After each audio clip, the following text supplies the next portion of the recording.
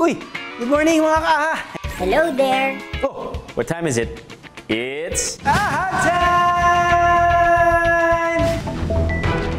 Attention! This is not for the faint-hearted. Harapin ang fear of heights from 160 meters above.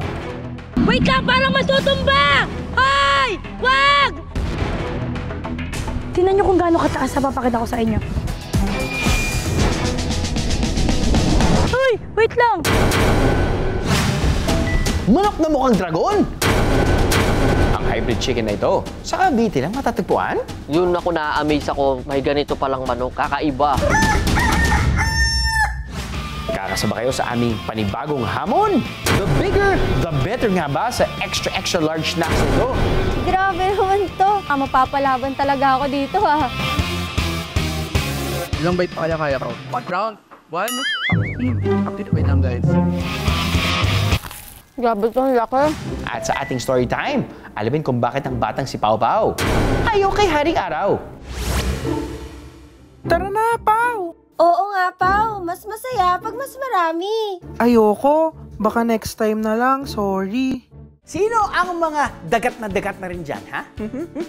Appear! Pero, alam nyo ba, hindi fun under the sun ang nararamdaman ng batang si Pau Pau. In fact, ayaw na ayaw niya sa araw.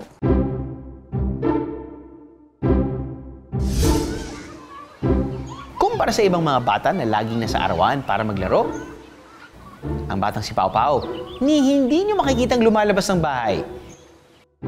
Kapag nasa trabaho ang kanyang mga magulang, kung hindi nag-aaral, ay nagbabasa lang siya ng mga libro para libangin ang sarili.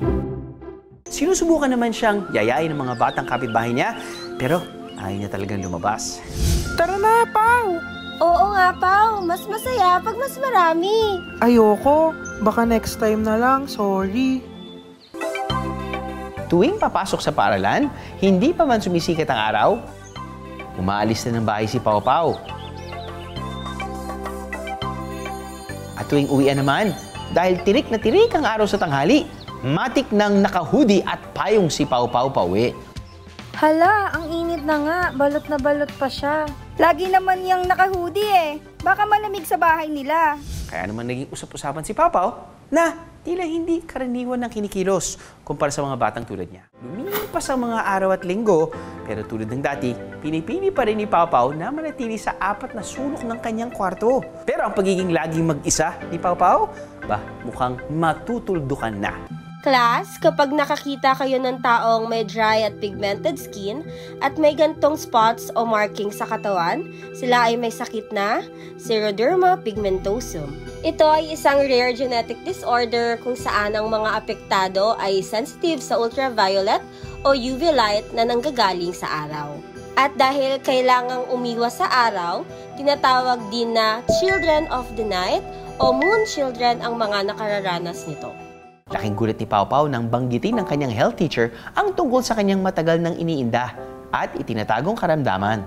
Hindi ito nakahahawa, kaya kapag nakakita kayo ng taong may gantong sakit, huwag niyong iiwasan, okay? May kilala ba kayong nakararanas nito? Wala po. Yes, Pau. Ako po, ma'am. May kilala po ako. Really? Sino? Ako po. Natahimik ang buong klase sa sinabi ni Pau Pau. Kaya naman pala siya laging naka-hoodie kahit tanghaling tapat. Kaya pala siya umiiwas makipaglaro sa kasagsagan ng init ng araw. Dahil si Pau Pau ay nakakaranas ng Xeroderma pigmentosum. Ang Xeroderma pigmentosum ay isang uri ng skin disease kung saan yung tao na meron nito ay very sensitive sa sunlight, sa exposure to sunlight. Dapat iwasan nila yung computer, yung mga fluorescent bulbs at iba pang mga light sources na may UV. It is an autosomal recessive skin disease, which means that yung parehong mother and father walang manifestation, pero sila yung carrier. Ngayong hindi na sikreto ang karamdaman ni Pau Pau, wala nang dahilan para magtago na lang siya sa bahay at magbasa ng mga libro na tungkol pala sa kanyang sakit. Naglalaro na rin siya kasama ang ibang mga bata, pero umiiwas pa rin siya sa sobrang init ng araw. Higit sa lahat, marami nang mas nakaiintindi sa kanya at tanggap ng mga kalaro ang kondisyon niya. hindi pa man lubusang gumagaling. Tila tapos na ang madilim na kabanata sa buhay ni Pao Pao. Sa wakas, dumating na ang araw na magiging simula ng magandang pagbabago sa buhay niya. Aha! Isang hanging bridge na nagdurugtong sa dalawang bayan ng Cavite. Kakayanin kayang tawirin ng content creator at TikTok personality na si For the Person? Content creator ako. Of course, sobrang OA ko sa lahat ng bagay. Content creator ako. Of course, lahat ng galaw ko recorded on cam. Hello mga OA! Content creator ako. Of course, wala akong inatasang hamon kahit ano pa yan.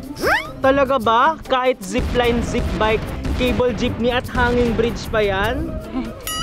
Hindi! Ay ako, wag na lang. Dito tayo. Cancel na to, cancel. Cut na yan. Hello mga person, get ready. Kilalang kalog at palavar ng 24-year-old content creator mula sa Oriental, Mindoro na si Krish Ann Austria. Kuting! Kuting, kuting, kuting. Mula O mas kilala sa tawag na For the Person. Siya lang naman ang nagpauso ng term na ito. Pero ang hindi alam ng kanyang followers, ang lodi nilang laging masayahin at para walang problema, may kinatatakutan din pala. Pwede na ba? Hindi ba? Mamupo ka muna po.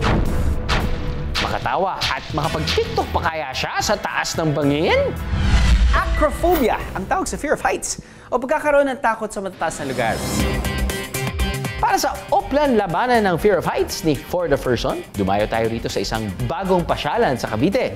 Ang laki po nitong resort namin is total of 9 hectares. We have high rope adventure, cable jeep, zip line, zip bike, skywalk, hanging bridge. Ang price range po namin for the activities starts from 100 to 200 pesos. Sa ngayon po, free entrance and free parking. First off, doon muna tayo sa medyo chill ride lang. Ang kanilang very Pinoy attraction na cable jeep. So dito, wala naman siyang harness pero need natin magsuot ng helmet para pag nauntog ka, malalaman mo ang halaga niya. Okay, let's go! Hala, nauga agad siya. Wala pa, wala pa. Hoy, ayun na! Ito na! Hoy, bakit na preno?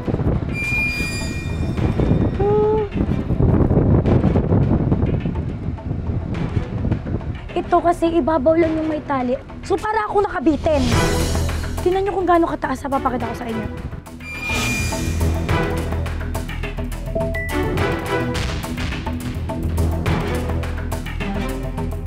Pang-apat na tao daw to, pero mag-isa lang ako. Pero mas mauga siya pag mag-isa lang kasi hindi mabigat. Kalmado lang siya, pang view lang pala talaga siya, OA lang ako. Ang susunod na susubukan ni For the Person, may taas lang naman na 120 feet. So ngayon, marunong naman ako mag-bike. Kaya ko naman. Lord, wag muna ha. Wala, nangangatog na ako. May preno ka po ito? Wala po. May pedal na po ako!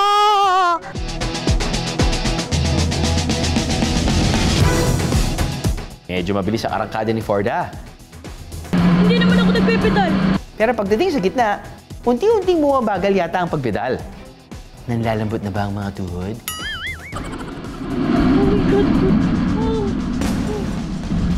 Nakatigil! Bakit ito tumigil? Wait lang! Ipon lang ng lakas ng loob. Wait lang, parang masutumba! Ay! Wag!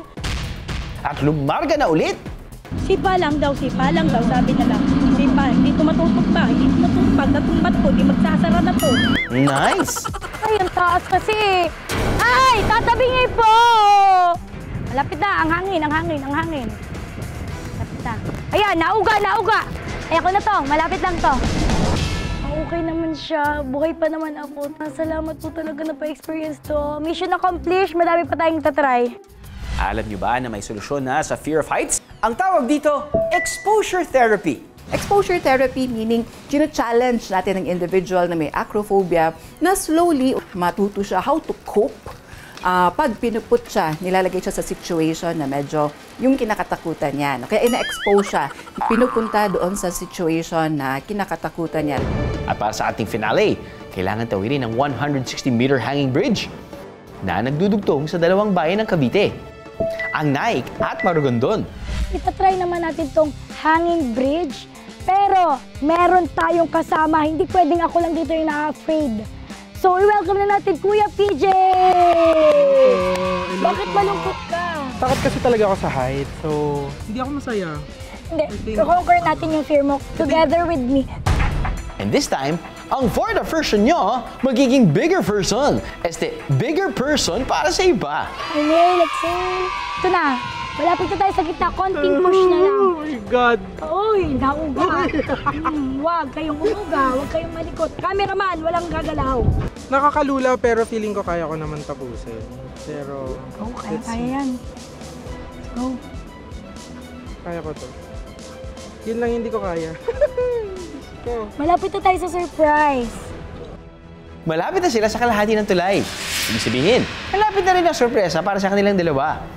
Malapit na! Ito na! Ay, naghihintay palang sorpresa. Ang buwis-buhay na glass floor sa gitna ng hanging bridge. Malampasan kaya nila ito? Mas matimbang kaya ang tapang ng dalawa laban sa takot na dala ng glass floor sa gitna ng hanging bridge? Kaya yan. Di ba, lang? Hindi, kaya yan. Kaya yan. Tumingala ka muna.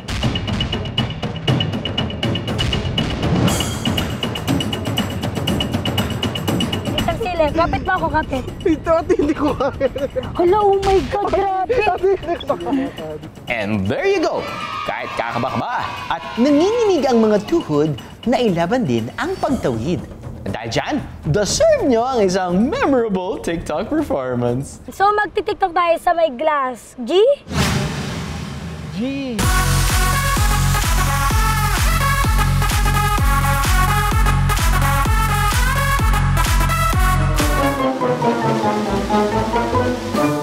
Good job, guys! So, mga tapos na lahat ng challenges na binigay sa atin. Overall experience for me, it's 10 out of 10 kasi na-conquer ko yung fear ko sa heights. At the same time, na-try ko yung mga activities na pangarap ko lang dati.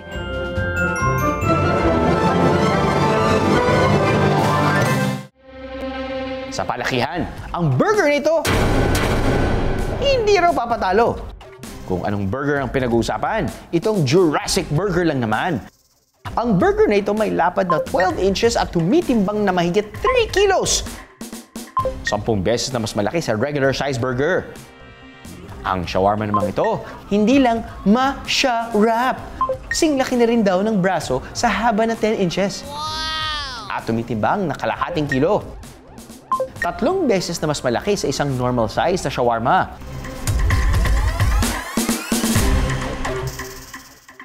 Ngayong umaga, masusubok din ang ating sikmura dahil bidang-bidang extra large na mga pagkain ito.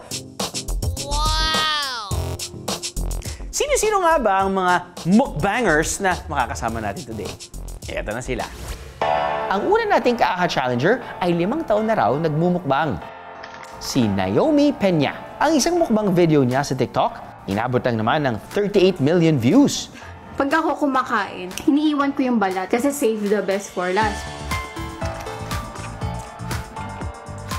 Ang pinaka-grabe na ginawa kong mukbang talaga yung content ko is kumain ako ng 1 tray ng balot. And nakaubos ako ng 25 pieces ng balot doon. Tsaka kumain din ako ng king crab and yun naubos ko din. Ang ikalawang challenger natin ay bago pa lang sa pagmumukbang. Si Jad Ong. Pero ang mga mukbang videos siya sa TikTok, umabot na raw ng million views. Oo, I feel like yung pinakamamagyayabang ko talaga is yung breakfast mukbang ko kasi parang 8 breakfast bowls. Natapos ko yung 8 breakfast bowls in 1.5 hours. Ang unang giant meal, nahanap namin sa isang adventure park sa Alfonso, Cavite. Ang Jurassic Burger. Sa laki ng snack na ito, talagang busog-lusog ang sinumang kakain ito. Nag-start tong business na to, nagbenta kami ng malalaking burger. Meron kaming tinapay na nag-oversize siya. So doon namin naisip na pwede pala na lumaki ng lumaki yung pinaka-bread niya. Ang challenger natin na harap sa Jurassic Burger ay si Naomi. Grabe naman to.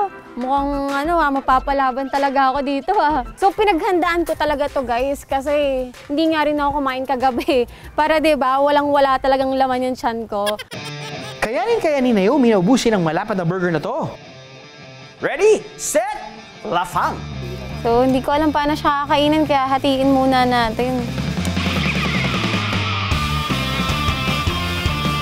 Sa unang bite, mukhang sarap na mga itong si Naomi. Parang feeling ko isang slice, busog na ako. Meron 2 kilo na beef ang ginamit sa Jurassic Burger. Kaya naman good for 8 to 10 persons ang dambuhalang burger na ito.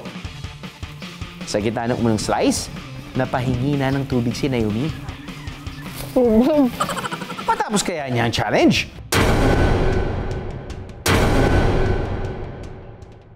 Ayon sa United States Department of Agriculture o USDA, ang isang hamburger na may single patty sa isang bun na walang sauces ay merong 418 calories, 20.9 grams ng fats, 515 milligrams ng sodium, 30 grams ng carbohydrates, at 25.4 grams ng protein.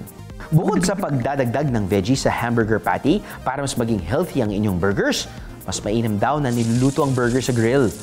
Dahil na-dedrain ang fats ng meat kapag ginigrill ito, unlike kung piniprito ito sa pan na naa-absorb ng meat ang fats. Teka, kamusta na kaya si Naomi? Grabe itong laki. Actually, isang slice, guys, medyo bumibigat na siya kasi dahil doon sa tinapay. Good for 8, di ba? 8 to 10 person kayang kumain ito. Pero isa, malabo. Sobrang laki. Yun! Isang slice lang ng Jurassic Burger ang kinain ni Naomi. Ano nangyari, Naomi?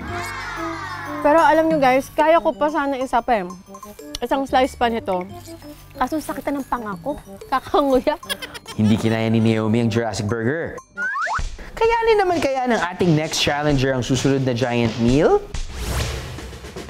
Sa Rodriguez Rizal, malalanghap agad ng isa pang giant snack.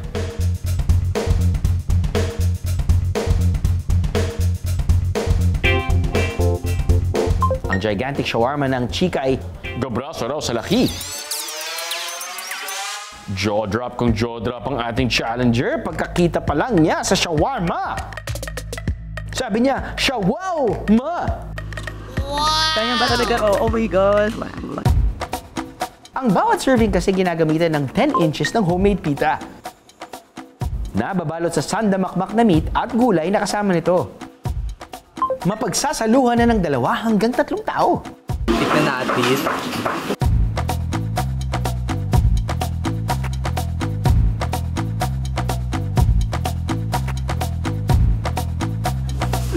Grabe, parang siya nababawasan, guys. Parang nakakailang bite na ako. Ang dami niya pa din. Pero let's go. Maubos kaya ni Jad ang gahiganting shawarma?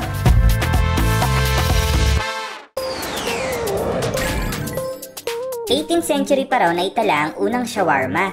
Alam niyo ba kung saan bansa ito nag-originate? A. Turkey, B. India, C. Kuwait, or D. Egypt? Ting, ting, ting, ting, ting. Isa kang true shawarma lover dahil tama. Letter A. Turkey. Ayun, mukhang malapit nang maubos ni Jad ang giant shawarma. Ilang bite pa kaya ko? Tingnan natin. Round 1 pa lang yan, Jad. Round 1? Round 1? Yeah, parang yun na po. Wait lang, guys. Tingnan muna tayo. Guys, ito na lang pa.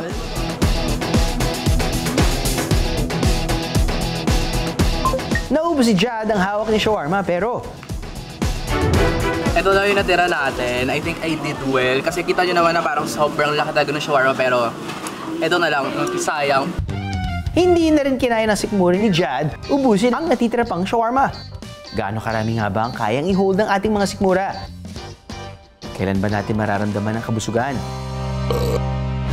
Kung gaano karami yung kayang kainin ng isang tao would vary from person to person, no? Pero on an average adult, yung stomach natin ay kayang mag-consume or capable of holding around 1 liter of food, no? Pero pag nasosobrahan kasi natin yung kain at yung stomach naman natin is highly elastic or stretchable naman siya. So it can hold up to approximately 3 to 4 liters of food. Makakaramdam na rin daw tayo ng kabusugan sa loob lang ng 20 minutes. Yung tiyan natin is there's what we call the stretch reflex. Pag kumakain tayo, mag-i-stretch yung ating tiyan and it will take around 20 minutes para mag-send ng signal yung utak natin at sabihin sa katawan natin or sa tiyan natin na busog na tayo. Sa mga challenge na ito, di lang tayo nasusubok. Nadidiscover din natin ang hangganan ng ating katawan.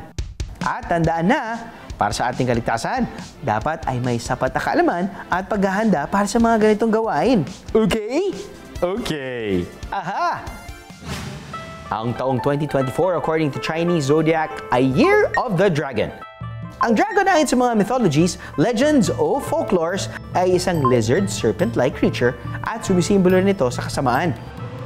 Sa iba namang lugar, ang dragon ay meron mga pakpak at buntot at nagbubuga pa ng apoy.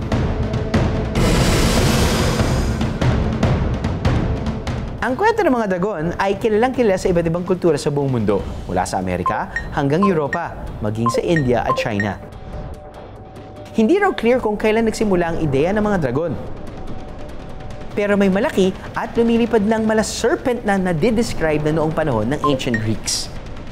At ang mas nakagugulantang na balita ngayong taon, may na-discover daw na dragon fossils. Pero hindi raw ito sa dragon kundi sa isang dinosaur.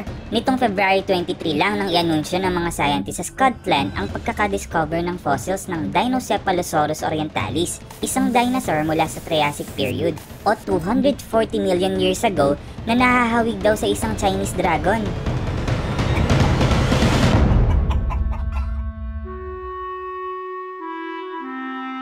Wow! Pero may mga dragon daw na namataan? Tara, puntahan natin! Dito, dyan.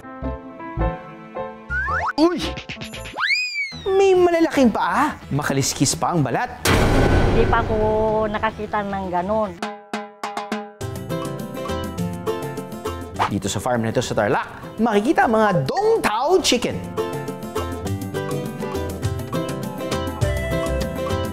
Kung titingnan ng ulo, parang karaniwang manok lang to. Pero kapag dumako na ang inyong tingin sa kanilang katawan hanggang sa mga paa, oh, may dragon kayo talaga. Madali raw ma-identify ang Dong Tao chicken dahil sa makapal at scaly nitong mga paa na parang sa dragon. At dahil din dito kaya sila binansagang dragon chickens. Ang mga Dong Tao chicken ay isang rare chicken breed mula pa sa Vietnam. Kapag fully grown na, kaya nito bumigat hanggang 7 kilos o halos simbigat ng 1 galon ng pintura. Ang kaahan nating si Jeric Tuazon, 4 na taon na raw nagbe-breed ng dragon chickens. Pinaka nagustuhan ko sa Dong Tao chicken yung pag-i-evolve nung paa nila. Yung challenge na pagpapalaki nung paa nila. Kasi sisiw pa lang, hindi pa ganun ka-emboss o kalaki nung paa nila. Talagang need mong i-work out yon, mapalaki yon. Then pag napalaki mo yon is achievement yun. Initially, ang mga Dong Tao chicken daw ay binibreed for ornamental purposes o pang-display. Pero alam niyo bang sinaserve lang daw ito noon para sa royal family at high officials sa Vietnam? Ang maladragong manok daw na ito, maswerte at itinuturing na sign ng good fortune para sa owner, lalo na ngayong Year of the Dragon. Itong dragon chicken, simula nung nagkaroon ako, masaya kasi siya yung nag-open ng door na makilala ako at makakilala pa ako ng ibang breeders na katulad ko na ang hilig is pagmamanok. Kung meron kang alaga, might as well na kailangan malaki yung kanilang lugar na ginagalaan. Dahil kailangan nilang ma-develop yung mga muscles ng mga legs nila para mag-improve yung size ng kanilang legs. Hindi kaya itong may pagka-dragon din ang nakita ni Tink? Na dahil sa itsura nito na maladragon, natatawag din ito tulad ng mythical creature, ang bearded dragon. Tinawag sila na bearded dragon dahil sa kanilang beard-like spikes sa kanilang baba na ginagamit nila bilang defense mechanism kapag nakakita sila ng threat. Ang mga bearded dragon na ito ay pagmamayari ng kaahan natin si Rowan. Omnivore ang mga bearded dragon. Ibig sabihin, kumakain sila ng mga halaman, pati na rin ng kapwa nila hayop. Alam niyo ba ang mga bearded dragon na isang reptile? Kayang hindi huminga ng up to 2 minutes? Wow! Ang behavior nilang ito ay sinasabing defense response dahil sa tulong nito, nakapagtatago sila sa mga predators. Kaya rin nilang makakita mula sa kanilang likuran gamit ang kanilang parietal eye o ang maliit na puwang sa kanilang skull. Nakatatakot man ang itsura. Kakaibang saya naman daw ang naidudulot ng mga ito kay Rowan. Bali kasi, halimbawa, ganyan, galing ka sa work, pagod, pag-iupo ka dyan sa sala, tapos kukunin mo yung dalawa, paanay mo lang sa balikat mo, okay na siya, nakakawala ng stress.